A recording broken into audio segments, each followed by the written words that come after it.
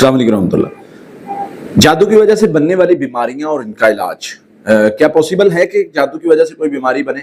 کیونکہ جو آج کل ہمارے ہاں کچھ پڑھا لکھا طبقہ جو سمجھتا ہے خود کو کہ ہم سارا کچھ جانتے ہیں، وہ اس چیز کو ماننے کے لیے تیار نہیں ہے کہ جادو کی وجہ سے کوئی بیماری بن سکتی ہے۔ دیکھیں، اس کو ہم یعنی آپ کو دلائل کے ساتھ بھی سمجھا سکتے ہیں، لاجیکلی بھی سمجھا سکتے ہیں چیزوں کو، اگر آپ سمجھنا چاہیں۔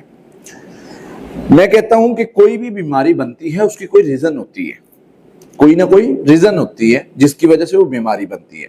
اب ہم جب ریزن کو ڈسکس کرتے ہیں تو ہم کہتے ہیں کہ شوگر فلاں مسئلے کی وجہ سے ہوا ہے۔ اب وہ مسئلہ بیسک کوئی جراثیم نہیں ہوتا، کوئی ٹینشن ہوتی ہے، کسی کا کوئی اپنی ڈائٹ مطلب اچھی نہ لینا اور ایکسرسائز نہ کرنا اور کوئی ٹینشن لیتے رہنا، اب یہ باہر سے کوئی جراثیم تو لگا نہیں، ٹھیک ہے۔ اسی طرح جادو جنات کے مسائل میں جادو بذات خود ایک کیفیت پیدا کرتا ہے، کیفیت بناتا ہے جس کی وجہ سے وہ بیماری جنم لیتی ہے۔ اب دلائل سے ہم دیکھیں تو نبی صلی اللہ علیہ وسلم کے دور میں، اللہ کے نبی صلی اللہ علیہ وسلم کے دور میں مختلف صحابہ کرام کے واقعات ہیں۔ کعب بن احبار کا واقعہ ہے، عثمان بن ابی العاص رضی اللہ عنہ کا واقعہ ہے، اللہ کے نبی صلی اللہ علیہ وسلم کا واقعہ ہے، سیدہ عائشہ کا واقعہ ہے۔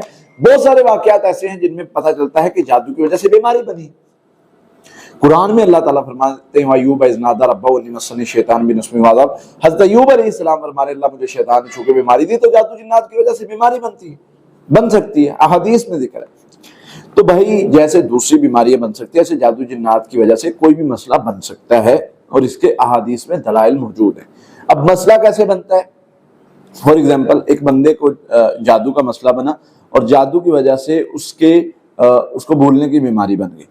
اب بھولنے کی بیماری نفسیاتی طور پہ انسان پر اثر انداز ہوتی ہے اور بڑے آگے بیماریاں بناتی جاتی ہے۔ اس طرح سے میں ایک ایک بیماری کو ذکر کروں گا تو میں لمبی آپ کو بیماریاں گنوا سکتا ہوں اور کیسے بنتی ہیں اور جادو کا ان سے کیا تعلق ہے یہ میں گنوا سکتا ہوں، لیکن مختصراً یہ کہ ایسا پاسبل ہے جب ہمارے پاس قرآن و حدیث کی دلیل آگے پھر باقی چیز رہ ہی کوئی نہیں جاتی۔ ہم نے کیا کرنا ہے؟ ہم نے پڑھائی کرنی۔ پڑھائی کون سی کرنی ہے؟ وہ پڑھائی جو اللہ کے رسول صلی اللہ علیہ وسلم نے ہمیں بتائی ہے۔ کون سی پڑھائی بتائی ہے؟ سورہ فاتحہ، سورہ فلق، ناس، درود ابراہیمی۔ یہ بیماری کے لیے بھی بہترین ہے، یہ شر ختم کرنے کے لیے بھی بہترین ہے، یہ جادو ختم کرنے کے لیے بھی بہترین۔